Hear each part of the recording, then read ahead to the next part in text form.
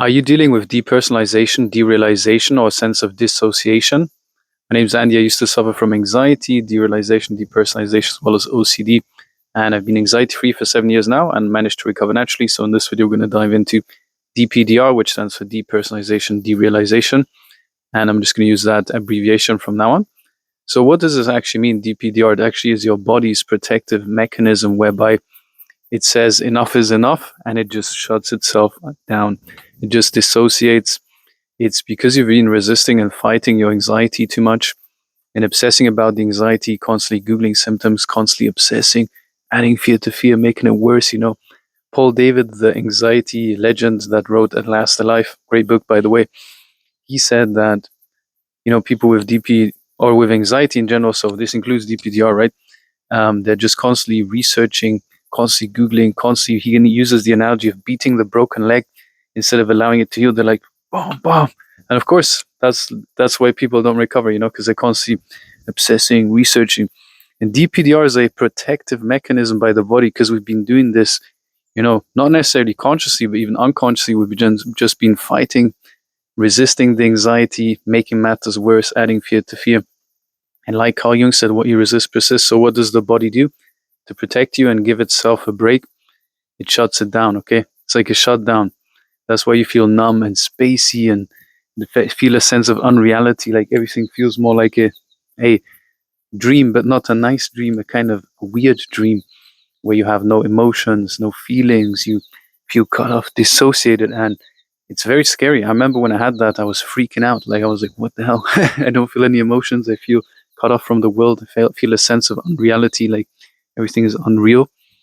And yeah, what actually helped me sometimes was when I was like watching a sad movie or something, I would feel an emotion of sadness. I was like, oh, there was an emotion. I'm not going crazy after all. You know, that was my predominant fear, like fear of going insane. You know, am I going crazy?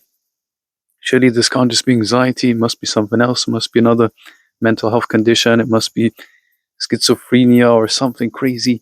You know, all these crazy thoughts going on. I had intrusive thoughts. And I'm talking about other things related to DPDR because I feel like people generally misunderstand how to overcome anxiety. So if you have anxiety, first of all, I recommend getting checked by the doctor to rule out anything else, you know, because symptoms could be an indication of something else, which probably is not the case for you because you are looking at anxiety videos, right? So in that case, you probably just have anxiety, right? And you've been maybe to the doctor many times. Maybe you've even rushed to the ER with like panic attacks and heart palpitation, like I'm going to get a heart attack or something, or I'm going insane, you know, so you've gotten checked. Or if you haven't, just do that once, go get blood work done, rule out anything else, so you can rest assured it's just anxiety. And DPDR is a manifestation of anxiety. The same way blurry vision is a manifestation of anxiety. It's the same way intrusive thoughts or even OCD.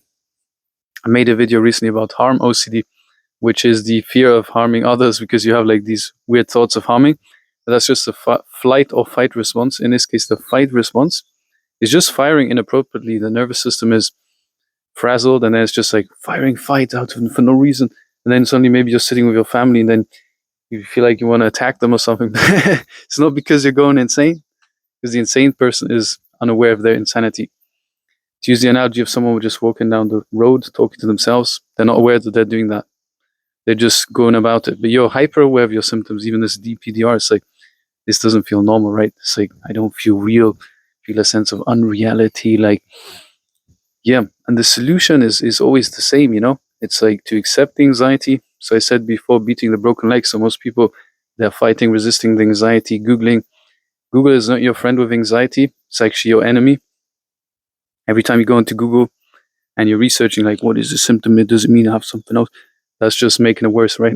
That's feeding the anxiety. That's maintaining the condition. So you want to stop doing that, right? Eventually. And you want to focus on accepting the anxiety. So stop fighting the anxiety. If you fight the anxiety, you are maintaining the anxiety. It's like it's futile to battle with what is here right now. Just doesn't make any sense. You can then implement the right attitude where then in the future you live in a different reality where you don't have anxiety like I do now. I haven't had anxiety for 7 years.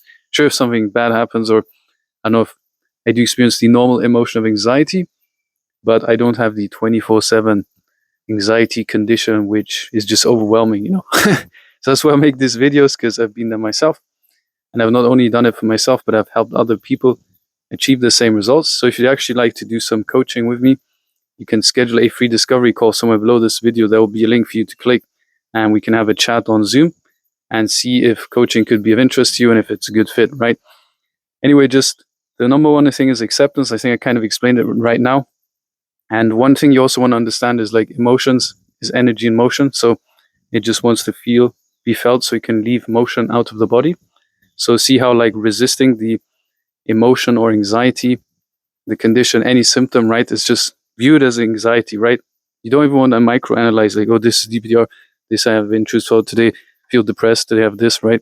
No, it's just anxiety. Whatever comes up, as you know, it's just anxiety. So you can almost like label it as anxiety. Oh, it's anxiety. It's just anxiety. I often say that to myself, just like, this is just anxiety. So good. I was like being my own mother, it's like, it's just anxiety. When it was overwhelming, I'll just say, it's just anxiety. It's okay. And then you keep yourself busy, man. And you just live life as though you're anxiety free as best you can. There will be setbacks, it will be challenging, but you just push through. And as you keep doing those things, you'll eventually notice a sense of improvement in your life, whereby you are suddenly doing things you previously weren't able to do, precisely because you faced your fears, because you decided to leave the comfort zone, because you decided not to listen to anxiety. Because in the moment you decide to listen to anxiety, follow the advice of anxiety, you're saying, you're my boss, anxiety. I'm going to follow you. I'm going to live according to your advice or recommendations or suggestions for the rest of my life, which that leads to just anxiety for a long time. And if you instead think about who you would be if you didn't have anxiety and act from that version, what would the version of you do that doesn't have anxiety? I'm guessing they would go to that social event, they would do that meeting or call, they would record that video, they would go on that date, they would join that club, they would, I don't know, everyone's different, but there's something you would do if you didn't have anxiety, right? Maybe you want to play tennis, you enjoy tennis, or you used to enjoy tennis, but you're not playing tennis because of anxiety. So, oh, what's going to happen? Will people think I'm weird? I don't even feel normal, You have to go through that phase where you do exposure, and you face your fears, and you feel weird, and you accept that you feel weird, and you probably think other people think you're weird. Funnily, people, when I had anxiety, would tell me that I seem like one of the most calm peoples ever. So to me, it doesn't really make sense, but they used to say that I'm very calm and relaxed. I seem like the most chill person, but inside it didn't feel that way at all. So I got distracted by the cars driving by. There's like a tour on quads. When that happens, I always get out of the flow, So I'm going to try and get back into it.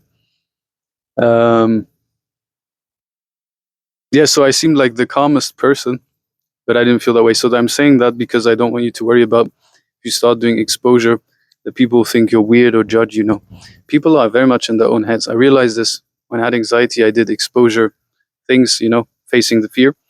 I joined this club back in the day of men meeting women on the street. They went out and approached girls, and they're trying to get numbers and meet girls and stuff. But I didn't even have that agenda, because I was like, I just want to feel better. I just want to overcome anxiety. I'm not even into dating at the moment or something. I just want to heal my anxiety. So I just went there and I just joined these meetups, and then people would go on the street, approach girls, like, hey, blah, blah, blah, try and get the phone number, go on a date, whatever. And they would also go to nightclubs sober and socialize with people, improve their social skills. And I did that just to overcome anxiety. And part of that journey was actually I'm not saying you have to do that at all, by the way. It's not necessary to go to that extreme. You don't have to like do crazy stuff. Okay. I was just a bit extreme. I've always been an extreme person. But there's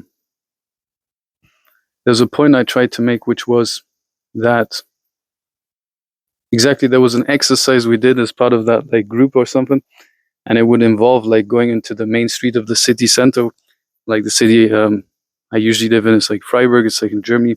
It's like 200,000 people, so relatively big city. It's not huge like a big city like London or something, but still relatively big, not a village. And on the main shopping road with all the shops and stuff, there we did a challenge of like walking down the road and like clapping our hands, which is kind of awkward, right? You walk around down, there's like hundreds of people, you clap your hands like this. And what I noticed from the exercise, and you can even try this once, because you will notice that people, they look at you for 1 second and then they look away. You can almost see them look into their own minds again and being lost in their own thoughts of, their own problems. Like everyone's in their own head, and people that seem non-anxious, like they're still in their heads, just to a lesser degree. But everyone's just concerned with themselves. They think the world revolves around themselves, and they don't even care. They see a clap, they get distracted from their thought stream for a second. They see the clap, they see it's not a danger, so then they stop focusing on it. And even if they look for longer, they laugh, it doesn't matter, because half an hour later they forgot about you anyway. So it doesn't really matter at all. It's all irrelevant. And we have this fear of other people and judgment and I don't know. I guess that comes from caveman times, where if we were like threatened to be kicked out of the tribe, we would actually die because we couldn't survive on our own in the wild. And so that's where that programming comes from. But it's just not relevant anymore, It's not relevant nowadays. So you can do this if you even feel up for it. And I would even recommend doing it at some point. Maybe if you're just starting to do this, it can be a bit overwhelming. But I recommend at some point doing that, going down a big shopping street, clapping your hands, just walking down, and you realize nobody really gives a damn. That gives you also freedom to stop thinking about what other people think about you. Another exercise is just to lie down. I also lay down, so people have to walk around me. That's a crazier one. And you also see people just walk around you, like just lie down in the middle of the main walking path in front of the shops. It's insane. Like people, they just walk around you. Some people like come to you like, hey, is everything all right? You notice that people either don't care or they're actually friendlier than you think. They're actually concerned for your well-being. So it's a very positive experience to go through. Anyway, DPDR, you want to accept anxiety, face fear, keep yourself busy. So keeping busy is key as well. You don't want to just sit there, DPDR, right? As that leads to resistance as well. So keep yourself busy at all times.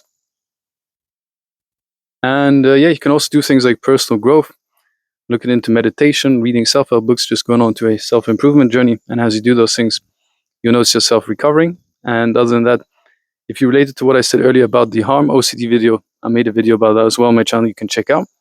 And other than that, I'll see you later. Thanks for tuning in. Bye-bye.